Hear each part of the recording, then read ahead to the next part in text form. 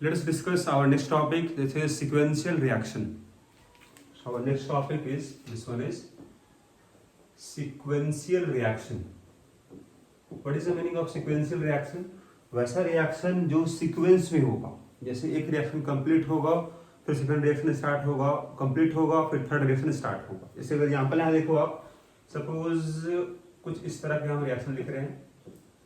Suppose this is the reaction, मतलब ए और B reaction किया, सी बना, फिर सी जो यहाँ बना होगा, C will be consumed in other reaction. तो यहाँ सपोज रिएक्शन कर रहा है डी के साथ और बना रहा है सपोज ई बना रहा है और एफ बना रहा है. ठीक है, अगर इसको बैलेंस किया हम लोग, सपोज यहाँ आ गया 3, ठीक है, सपोज यहाँ आ गया 2. अब यहाँ जो एफ बना है या फिर यहाँ ई जो बना है, this will be used in other reaction. Suppose यहाँ ई हो गया प्लस रिएक्शन किया जी के साथ और ये बन गया एच. ठीक है, तो यहाँ पर बोलोगे आप कि these are examples of sequential reaction, क्योंकि यहाँ पर सी जो बना है वो इस्तेमाल हुआ नेक्स्ट रिएक्शन में, और यहाँ जो ई बना ये इस्तेमाल हुआ आपका नेक्स्ट रिएक्शन में. ठीक है, मतलब ऐसा रिएक्शन जो सीक्वेंस में हो और कम से कम एक सब्सटेंस कॉमन हो बिटवीन टू रिएक्शन, उसको बोलेंगे हम sequential reaction. Reaction which are occurring in sequence and at least one substance is common in between two reaction is known as sequential reaction. अब यहाँ प्रॉब्लम किस तरफ पूछा जाएगा आपको, तो यहाँ पर ही जैसे अगर रिएक्टेंट का अमाउंट अगर दिया जाएगा तो आपको पूछा जाएगा कितना बन जाएगा H, मतलब लास्ट रिएक्शन में कितना बनेगा H. या फिर क्वेश्चन ऐसा भी होगा कि इसका अमाउंट दिया रहेगा और पूछ लेगा कितना अमाउंट इसका रहा होगा रिएक्टेंट का. ठीक है, तो इसको सॉल्व अगर कैसे करोगे आप, तो यहाँ देखो आप, सपोज रिएक्शंस आर बैलेंस्ड है ना. लेट अस सपोज यहाँ पर बैलेंस रिएक्शन कुछ इस तरह का है ना. सपोज रिएक्शन बैलेंस हो चुका है, तो रिएक्शन अगर बैलेंस है और मान लेते हैं हम लोग यहाँ पर ये है कि इसका अमाउंट अगर सपोज 5 मोल दिया गया था, इसका मोल दिया गया था 10 मोल इनिशियली. ठीक है, तो अगर इसका मोल इनिशियली इतना दिया गया था, आपको पूछा जाएगा यहाँ पर कितना मोल बनेगा H का. ठीक है, तो देखो, चूंकि आपको हम बता चुके हैं लास्ट क्लास में कि अगर 2 रिएक्टेंट है या 2 से ज्यादा है और अमाउंट अगर 2 का दिया गया है, तो क्या करोगे, सबसे पहले पता लगाओगे आप कौन होगा लिमिटिंग रिएजेंट. ठीक है, तो यहाँ पर ही आपके पास पता करो ए और बी में कौन होगा लिमिटिंग रिएजेंट. तो रिएक्टेंट यहाँ ए था बी था, तो ए का मोल कितना है 5 मोल है, बी का 10 मोल लिया गया है. डिवाइड कर दो इसका स्टोइकियोमेट्रिक कोफिशिएंट से, यहाँ 2 है और यहाँ पर ही 3 है. इसका वैल्यू कम आएगा तो इसका वैल्यू आ जाएगा दिस इज 2.5 और ये आएगा दिस इज 3.3. तो इसका वैल्यू कम है, मतलब ए जो होगा ए इज लिमिटिंग रिएजेंट, मतलब ये पूरी तरह खत्म हो जाएगा. इसका मतलब लिमिटिंग रिएजेंट के रिस्पेक्ट में ही निकालोगे प्रोडक्ट सी कितना बनेगा.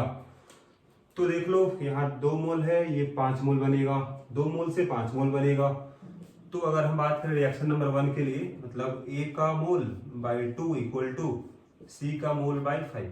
इसका मोल कितना है, तो 5 मोल लिया गया है, यहाँ 5 पुट करो, 5/2 equal to number of mole of C by 5. कितना मोल बनेगा सी का, तो 25/2 मोल बनेगा सी का. क्लियर है यहाँ तक. तो सी का मोल अगर यहाँ बन गया तो वो सारा इस्तेमाल यहाँ पर ही होगा. ठीक है ना, यहाँ पर कितना मोल होगा, 25/2 मोल हो जाएगा सी का. अब ये सारा इस्तेमाल होगा इस रिएक्शन में. क्योंकि इसका अमाउंट नहीं दिया गया है डी का, तो मान लोगे इसका अमाउंट क्या होगा, एक्सेस होगा. इसी पे डिपेंड करेगा ई और एफ का मोल. तो ई और एफ में केवल हमको रिक्वायरमेंट ई का होगा, क्योंकि ई इस्तेमाल हो रहा है अगले रिएक्शन में. कितना बनेगा ई का अमाउंट, तो उसके लिए यहाँ फिर से देखो, number of mole of C by 3 equal to number of mole of E by 2. ये बात हुआ सेकंड रिएक्शन से. इसका कोफिशिएंट 3 था, ई का कोफिशिएंट 2 था, तो यहाँ पर इसका मोल 25/2 है, यहाँ पुट कर 25/2, 25/2 यहाँ पर 3 था equal to number of mole of E by 2. 2 से 2 कैंसिल हो गया, तो कितना मोल बना ई का, ई का मोल बन जाएगा 25/3 मोल. ठीक है, तो ये बन गया 25/3 मोल बनेगा. अब ये सारा इस्तेमाल होगा इस रिएक्शन में. दिस इज 25/3 मोल. अगर ई होगा तो कितना बनेगा H.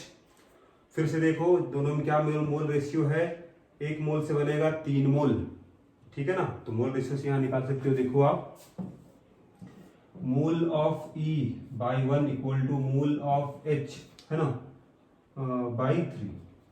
तो E का मोल कितना है, दिस इज 25/3। यहाँ लिखोगे आप 25/3 equal to number of mole of H by 3। 3 से 3 कैंसिल हो गया, तो यहाँ से मोल ऑफ H जो आ गया दिस इज 25 मोल आ गया। क्लियर इस वाले पार्ट में? तो ये आपका आंसर हो गया। तो इस तरह से क्वेश्चन पूछा जाएगा आपको सिक्वेंशियल रिएक्शन में, मतलब एग्जाम्पल आपके पास जो मिलेगा इसी तरह से रिएक्शन दिया रहेगा और कम से कम एक सब्सटेंस कॉमन होगा इन बिटवीन टू रिएक्शन। ठीक है, सो यहाँ पर क्वेश्चन है, तो यहाँ क्वेश्चन आप देख लो, आप यहाँ निकालना आपको है find the weight of polythene, find the weight of polythene which can be produced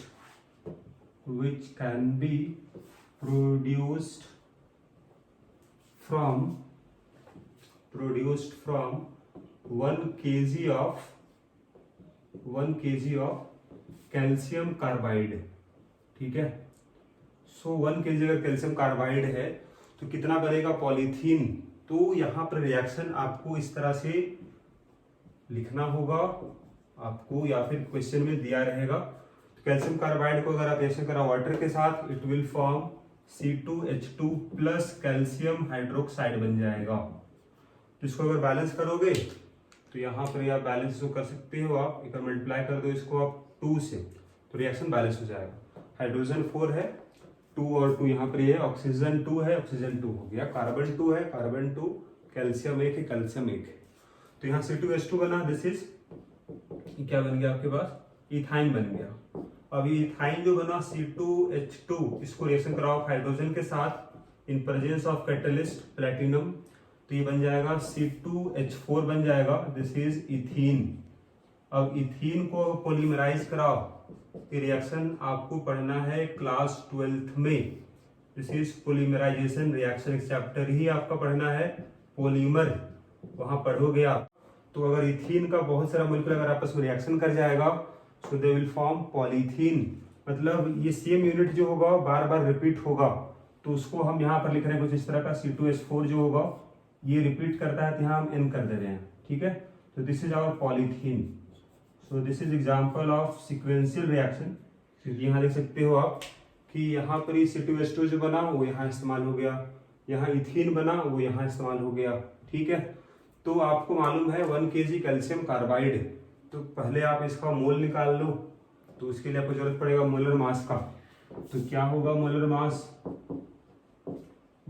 mass of calcium carbide, this is calcium का हो जाएगा 40 प्लस 24, दिस इज 64 हो गया इसका मोलर मास। ठीक है, तो 1 kg में कितना होगा, 1000 ग्राम हो जाएगा बाई 64, ये कितना आ गया, मोल आ गया। अगर इसका मोल निकाल लिया तो इसका मोल भी निकाल सकते हैं आप अकॉर्डिंग टू स्टोइकियोमेट्री, क्योंकि रिएक्शन बैलेंस है, तो चूंकि यहाँ कोफिशिएंट 1 है, यहाँ भी 1 ही है स्टोइकियोमेट्रिक कोफिशिएंट, तो मोल बराबर ही होगा, मतलब ये भी बन जाएगा 1000/64 मोल, ये भी बन जाएगा। क्लियर है, अब वो सारा इस्तेमाल यहाँ होगा, दिस इज 1000/64 मोल। ये अगर रिएक्शन करेगा कितना बनेगा इथीन, फिर से रिएक्शन बैलेंस यहाँ पर ही है तो बराबर मोल ही बनेगा, मतलब 1000/64 मोल बन जाएगा। क्लियर, वो सारा इस्तेमाल यहाँ होगा, दिस इज 1000/64 मोल। अब ये कितना बनेगा, तो यहाँ देख सकते हो यहाँ पर ही स्टोइकियोमेट्रिक कोफिशिएंट n होगा, तो अगर इसका n मोल्स रिएक्शन करेगा तो इसका 1 मोल बनेगा, मतलब यहाँ मोल रेशियो से आप बना सकते हो इस वाले केस को कि number of mole of C2H4/N is equal to number of moles of polythene by 1 हो जाएगा। ठीक है, ये आपका मोल रेशियो हो गया। तो इसका मोल तो मालूम है 1000/64, तो यहाँ लिख लो आप 1000/64 और 1/N था, ये हो गया मोल्स ऑफ पॉलीथीन। लेकिन आपको निकालना है मास क्या होगा, तो आप इसका मास भी निकाल सकते हो अगर आप मल्टीप्लाई कर दो इसको मोलर मास से। तो अगर आप मास निकालना चाहते हो पॉलीथीन का तो क्या करो आप, this is 1000/64 into 1/N into इसका मोलर मास, तो C2H4 का मास लिख लो इंटू N से कर दो, तो तो n इंटू क्या होगा, C2H4 का मास क्या होगा, 12 प्लस 12 24, 24 प्लस 4 28 होगा, यहाँ लिखोगे 28। तो n से n कैंसिल हो जाएगा, तो यहाँ से आपको आंसर मिल जाएगा।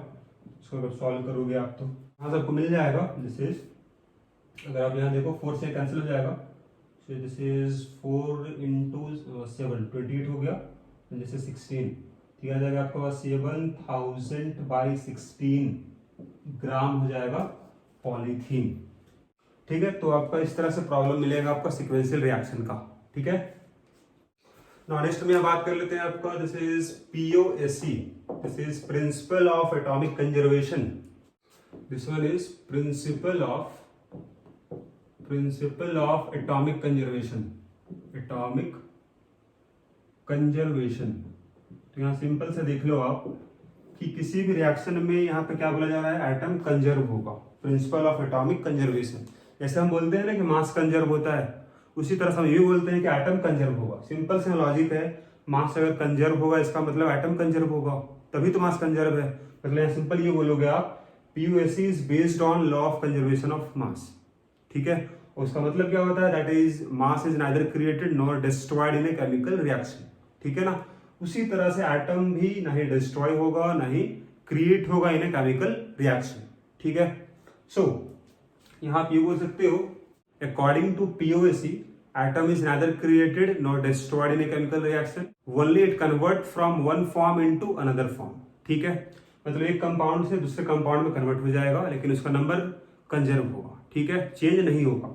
सो अब अगर यहाँ बात हो कि अब अप्लाई कहाँ करोगे आप, तो POSE अप्लाई जनरली होगा वैसे रिएक्शंस में जिसको बैलेंस करना मुश्किल है, those reaction which are difficult to balance और इम्पॉसिबल टू बैलेंस, वैसे रिएक्शन में इस्तेमाल करोगे आप POSE का।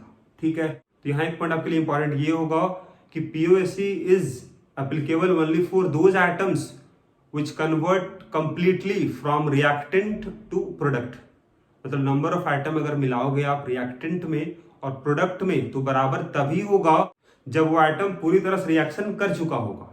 ठीक है, let us suppose a reaction HNO3 है और रिएक्शन कर रहा है इसका H2S के साथ, and they are forming, this is NO और S बन रहा है प्लस बन रहा है H2O। सपोज रिएक्शन हो गया। अब यहाँ अगर यहाँ बोले आपको कि सपोज ये दोनों कंप्लीट रिएक्शन कर रहा है, late HNO3 and H2S both are limiting reagent। इसका मतलब क्या होगा कि दोनों खत्म हो जाएगा रिएक्शन में, दोनों का अमाउंट खत्म हो जाएगा और प्रोडक्ट बन जाएगा सारा। ठीक है, तो अगर कंडीशन अगर फुलफिल होता है, मतलब हर एक आइटम के लिए अप्लाई कर सकते हो POSE, राइट। अब यहां देखो, अगर बोले आपको अब कि रिएक्शन से पहले नाइट्रोजन कहां पर ही था, तो नाइट्रोजन था HNO3 में। ठीक है, और HNO3 का एक मोल में नाइट्रोजन का एक मोल होगा, राइट। मतलब number of mole of HNO3 into करोगे आप 1। क्यों 1 किए हम, तो यहां अप्लाई कर रहे हैं हम, this is POSE for nitrogen. मतलब नाइट्रोजन का आइटम को हम कंजर्व कर रहे हैं, तो रिएक्शन से पहले वो HNO3 में था, इसका जितना भी मोल होगा उसके बराबर ही होगा नाइट्रोजन का मोल, इसीलिए हम इंटू 1 किए, क्योंकि यहाँ पर एक मॉलिक्यूल में एक आइटम है, राइट। इक्वल टू, इधर देखो यहाँ नाइट्रोजन कहां पर होगा, तो NO में होगा, तो number of mole of NO लिखोगे आप इंटू 1। क्यों, क्योंकि इसका एक मॉलिक्यूल में एक नाइट्रोजन है, तो यहाँ देखो मोल का रेशियो मिल जाएगा। तो यहाँ देखो आपको मोल में रिलेशन आ गया ना, तो अगर एक का मोल पता होगा दूसरा का मोल निकाल सकते हो आसानी से। ठीक है, फिर देखो अगर आपको अप्लाई करना होगा POSE फॉर ऑक्सीजन, तो ऑक्सीजन रिएक्शन से पहले कहां पर था, HNO3 में था, और इसका एक मोल में ऑक्सीजन का 3 मोल होगा, मतलब number of mole of HNO3 into 3 हो जाएगा। ये क्या आया, मोल्स ऑफ ऑक्सीजन आया रिएक्टेंट साइड में। अब देखो प्रोडक्ट साइड में कहां कहां ऑक्सीजन होगा, तो कुछ ऑक्सीजन यहाँ इस ऑक्साइड में होगा, कुछ ऑक्सीजन वाटर में होगा। तो क्या करोगे, number of moles of NO कर दोगे इंटू 1 करोगे, क्योंकि इसका एक मॉलिक्यूल में एक आइटम है। प्लस और कहाँ होगा ऑक्सीजन, तो यहाँ पर ही है वाटर में, number of moles of H2O into 1, यहाँ भी ऑक्सीजन एक है, ठीक है। फिर अप्लाई करो POAC आप सपोज हाइड्रोजन के लिए, POAC फॉर हाइड्रोजन। तो देखो रिएक्शन से पहले मतलब रिएक्टेंट साइड में हाइड्रोजन कहाँ कहाँ है, HNO3 में भी है, H2S में भी है। तो number of mole of HNO3 into 1 plus number of mole of H2S into 2 equal to, यहां पर ही सारा हाइड्रोजन हो जाएगा। तो क्या करोगे, number of moles of H2O into कर दोगे 2 क्योंकि इसका एक मोलिक्यूल में 2 आइटम है, राइट। तो इस तरह से आपका मोल में रिलेशन आ जाएगा और आप आसानी से कैलकुलेट कर सकते हो number of moles without balancing reaction. यहाँ बैलेंस नहीं किया गया है तो एक में अगर मोल पता होगा दूसरे का मोल निकाल सकते हो आप, यहीं पर देख लो, है ना। तो मोल में रिलेशन आ जाएगा आसानी से। तो इस तरह से आप कैलकुलेशन आपका इजी हो जाएगा, बिना बैलेंस किए आप इसको सॉल्व कर सकते हो, ठीक है। सो अब देखो इस प्रॉब्लम में, क्योंकि प्रॉब्लम बहुत आसान है, इसको आप बैलेंस भी कर सकते हो, लेकिन हम बस आपको बता रहे हैं कैसे आप इस्तेमाल करते हो POAC को, उसको दिखा रहे हैं, ठीक है। तो यहाँ पर ये क्वेश्चन देखो आप, तो 1 ग्राम ऑफ कैल्शियम को बर्न कर रहे हो, बर्न होगा इन प्रेजेंस ऑफ ऑक्सीजन, तो बनेगा कैल्शियम ऑक्साइड, ठीक है। इसको अभी हम बैलेंस नहीं कर रहे हैं और एक एग्जाम्पल हम बगल में दिखा रहे हैं जहां पर इसको हम बैलेंस करके बनाएंगे। दोनों तरीके से आपको बता दे रहे हैं ताकि यहाँ कोई कंफ्यूजन नहीं हो आपको। अगर इसको बैलेंस करोगे आप तो यहाँ पर 2 मल्टीप्लाई कर दो, यहाँ 2 मल्टीप्लाई कर दो, बैलेंस हो जाएगा। अब इसका कितना है, 1 ग्राम है कैल्शियम, तो पहले इसका मोल निकालो आप, 1 ग्राम बाई 40 हो जाएगा इसका मोल, क्लियर। क्या निकालना है आपको, determine weight of calcium oxide form. तो चूंकि स्टोइकोमेट्रिक कोएफिशिएंट बराबर है तो डायरेक्टली आप बोल सकते हो जितना मोल इसका होगा उतना ही मोल इसका भी होगा। तो इसका मोल कितना हो जाएगा, तो दिस विल बी 1/40 मोल हो जाएगा। मास कितना होगा, तो number of mole into gram molecular mass, तो 1/40 होगा इनटू क्या इसका होगा मोलिकुलर मास, तो दिस इज 40 हो गया प्लस 16, दिस इज 56, यहाँ लिखोगे 56, सो 4 है ना, और यहाँ पर हो जाएगा 14, मतलब 1.4 ग्राम इसका हो जाएगा आंसर, राइट। अब अगर सपोज बनाना होगा आपको POAC से, तो यहाँ ये बोला जा रहा है आपको कि कैल्शियम को बर्न कर रहे हो आप एक्सेस ऑफ ऑक्सीजन में, मतलब यहाँ पर ही ऑक्सीजन का अमाउंट एक्सेस में है, ये खत्म पूरी तरह नहीं हो रहा है, तो ये खत्म हो जाएगा पूरी तरह से, मतलब ये होगा लिमिटिंग रिएजेंट। तो कैल्शियम अगर लिमिटिंग रिएजेंट है तो इसमें अप्लाई कर सकते हो POAC, इसका आइटम कंजर्व होगा, तो नंबर ऑफ मोल कैल्शियम का इंटू 1 कर दोगे, इसमें कैल्शियम ही है एक, है ना, equal to number of mole of calcium oxide into 1, क्योंकि इस मोलिक्यूल में इस कंपाउंड में कैल्शियम एक है। सो इसका मोल कितना हो जाएगा, 1 by given mass by molar mass 1/40 हो गया, equal to number of mole of calcium oxide, ये चेक कर लो, इसका भी मोल वही आया होगा 1/40 मोल, करेक्ट है। मास कितना आएगा, तो फिर से वही काम, चूंकि मोल आ चुका है तो मास निकालना होगा, तो मोल इनटू मोलर मास, ठीक है। तो यहां से भी आपका आंसर सेम ही आएगा इसके जैसा, क्लियर है। सो आप यहां देख लो, आपका नेक्स्ट प्रॉब्लम ये रहा। तो यहाँ पर ही आपका यूज है POAC का, क्योंकि यहाँ पर देखो यहाँ रिएक्शन पूरा दिया हुआ है ही नहीं, तो इसको बैलेंस नहीं कर सकते हो आप, ठीक है। 27.6 gram of potassium carbonate is treated with series of reagents, इसका मतलब ये होगा कि K2CO3 को रिएक्शन करवाया जाएगा again and again, again and again, और इसका फाइनल प्रोडक्ट क्या बनेगा, तो ये मालूम है, दिस इज K2ZN3 FeCN6, ये ट्वाइस, ठीक है, ये कॉम्प्लेक्स बन रहा है फाइनली। तो यहां बोल रहा है calculate weight of product form, और यहाँ एक बात ये भी बोला है कि जब रिएक्शन हुआ इसका तो आपका सारा कार्बन कन्वर्ट किस में हो चुका है, इस कंपाउंड में कन्वर्ट हो चुका है। इसका मतलब जितना भी कार्बन यहाँ पर ही था वो सारा कार्बन अब यहाँ पर ही है, मतलब कार्बन के लिए आप अप्लाई कर सकते हो POAC। बिना POAC इसको आप सॉल्व नहीं कर सकते हो, क्योंकि यहाँ पर ये आपको रिएक्शन दिया हुआ है ही नहीं, तो इसको बैलेंस कर ही नहीं सकते हो। ठीक है, तो this is example of impossible to balance. ठीक है, तो अगर अप्लाई करो पीओएससी कार्बन के लिए तो क्या बोलोगे? सबसे पहले अगर पोटेशियम कार्बोनेट था तो यहाँ पर कार्बन का मोल कैसे निकालोगे? मोल ऑफ K2CO3 इंटू 1 करोगे इक्वल टू इसका मोल लिखो, मोल ऑफ प्रोडक्ट, ठीक है, इंटू इसमें कितना कार्बन है जरा इसको पता करो। तो CN यहाँ पर ये 6 है तो यहाँ 6 कार्बन हो गया, इंटू 2 है, होल पे 2 है ना, तो 6 इंटू 2 हो जाएगा 12, तो यहाँ कर दोगे आप 12। क्लियर है? तो कितना मोल इसका होगा? मास दिया गया आपको 27.6 बाय इसका molecular mass, gram molecular mass, ठीक है, इंटू 1 हो जाएगा इक्वल टू इसका आपको निकालना है वेट ना, तो यहाँ गिवन मास लिख लो इसका, बाई इसका भी लिखो मोलर मास, इसका निकालना होगा आपको molar mass. So this is gram molecular mass of product. ठीक है, ये निकाल लोगे आप, इंटू हो जाएगा 12, तो दोनों वैल्यू निकालो आप और यहाँ पुट कर दो।